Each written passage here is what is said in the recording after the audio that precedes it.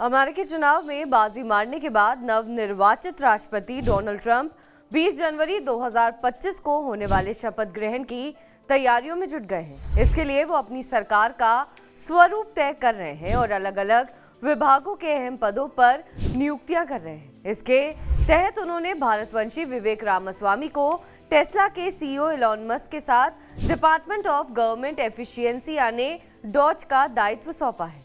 इनके अलावा भारतवंशीय तुलसी गबार्ड को नई राष्ट्रीय खुफिया निदेशक के पद पर नियुक्त किया है। इस तरह से धीरे धीरे वो अपनी कैबिनेट तैयार कर रहे हैं। आइए जान लेते हैं कि कैसे होती है अमेरिका की कैबिनेट, इसमें कितने डिपार्टमेंट होते हैं और ये क्या इससे जुड़े कायदे कानून होते हैं।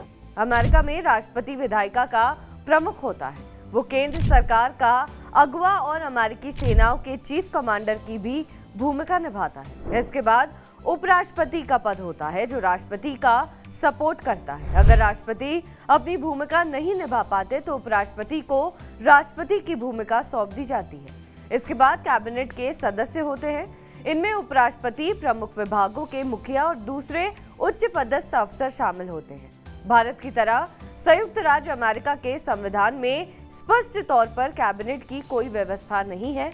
कैबिनेट की भूमिका में प्रमुख विभागों के मुखिया राष्ट्रपति के सलाहकार के रूप में निभाते हैं। इस कैबिनेट में शामिल प्रमुख विभागों के मुखिया के बहुमत से उपराष्ट्रपति के पास ये अधिकार होता है कि वो ये घोषित कर सके कि राष्ट्रपति अपनी शक्तियों और कर्तव्यों के निर्वहन में सक्षम नहीं है।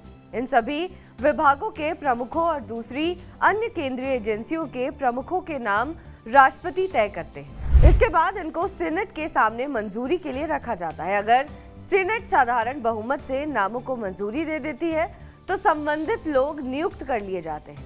पहले ये लोग शपथ ग्रहण करते हैं और फिर अपना अपना कामकाज संभालते हैं। अगर सीनेट का सत्र नहीं चल रहा होता है तो राष्ट्रपति विभागों के कार्यकारी प्रमुख नियुक्त करते हैं। अपने कार्यकाल की शुरुआत में नवनिर्वाचित राष्ट्रपति ऐसा ही करते हैं। हालांकि उपराष्ट्रपति का चुनाव होता है, इसलिए उनकी नियुक्ति के लिए सीनेट की मंजूरी की जरूरत नहीं पड़ती है। ऐसे ही व्हाइट हाउस के चीफ ऑफ स्टाफ की नियुक्ति के लिए भी सीनेट की मंजूरी जरूरी नहीं होती। सवाल उठता है कि क्या कैबिनेट में गैर अमेरिकियों को जगह मिलती है? इसका जवाब है न। कैबिनेट का हिस्सा बनने के लिए उस शख्स को अमेरिका का नागरिक होना अनिवार्य है। अमेरिकी कैबिनेट के पास सामूहिक रूप से कोई शक्ति नहीं होती है। वो केवल राष्ट्रपति को सलाह देते हैं और अपने अपने विभागों से जुड़े फैसले ले सकते हैं। अमेरिकी कैबिनेट में 26 सदस्य होते हैं, जिनमें उपराष्ट्रपति, 15 विभागों के मुखिया और 10 कैबिनेट स्तर के अफसर शामिल होते हैं। कैबिनेट की बैठक के दौरान सभी विभागों के मुखिया अपने विभाग के गठन के आधार पर बैठते हैं, यानी जिस विभाग का गठन सबसे पहले हुआ है उसका मुखिया राष्ट्रपति के सबसे करीब बैठता है। जो विभाग एकदम नया होता है उसका मुखिया राष्ट्रपति से सबसे ज्यादा दूर होता है। कैबिनेट के ये सभी सदस्य राष्ट्रपति की इच्छा पर ही काम करते हैं। उपराष्ट्रपति को छोड़कर राष्ट्रपति इन्हें किसी भी समय सीनेट की मंजूरी के बिना पद से हटा सकता है। आमतौर पर राष्ट्रपति विभागों के प्रमुखों यानी कैबिनेट के सदस्यों को अपने अपने विभागों के बारे में फैसले लेने का अधिकार देते हैं और कई बार कानूनी रूप से कैबिनेट के सदस्य राष्ट्रपति की अनिच्छा के बावजूद अपने विभाग से जुड़े फैसले ले सकते हैं। हालांकि आमतौर पर ऐसा नहीं होता, क्योंकि राष्ट्रपति के पास उनको हटाने का अधिकार होता है और ये डर हमेशा बना रहता है। अमेरिका में दूसरे सभी अफसरों के समान ही कैबिनेट के सदस्यों के खिलाफ भी घूसखोरी, गलत व्यवहार या दूसरे बड़े अपराध पर हाउस ऑफ रिप्रेजेंटेटिव्स में महाभियोग लाया जा सकता है और सीनेट में ट्रायल चल सकता है। ये जानना सबसे दिलचस्प है कि अमेरिका के राष्ट्रपति की अगुवाई में कैबिनेट की बैठक व्हाइट हाउस में होती है, पर वो औपचारिक तौर पर कैबिनेट के सदस्य नहीं होते। डोनाल्ड ट्रंप ने अपने कैबिनेट के लिए कई नामों की घोषणा कर दी है। चलिए अब आपको राष्ट्रपति डोनाल्ड ट्रंप के घोषित कैबिनेट सदस्य की लिस्ट बताते हैं। विवेक रामास्वामी इलॉन मस्क को मिला है Department of Government Efficiency. Susie Wiles को मिला है व्हाइट हाउस की चीफ स्टाफ।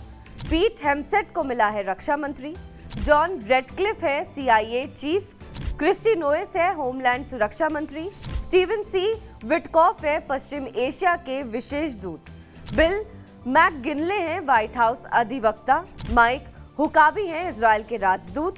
माइक वॉल्ट्स हैं राष्ट्रीय सुरक्षा सलाहकार। टॉम होमन है बॉर्डर सुरक्षा, एलिस स्टेफानिक संयुक्त राष्ट्र में राजदूत, Stephen Miller deputy chief of staff for policy, Lee Zeldin पर्यावरण संरक्षण एजेंसी। बहरहाल इस खबर पर आपका क्या कुछ कहना है हमें कमेंट करके जरूर बताएं। बाकी देश और विदेश की तमाम बड़ी खबरों के लिए आप देखते रहें TV9 डिजिटल।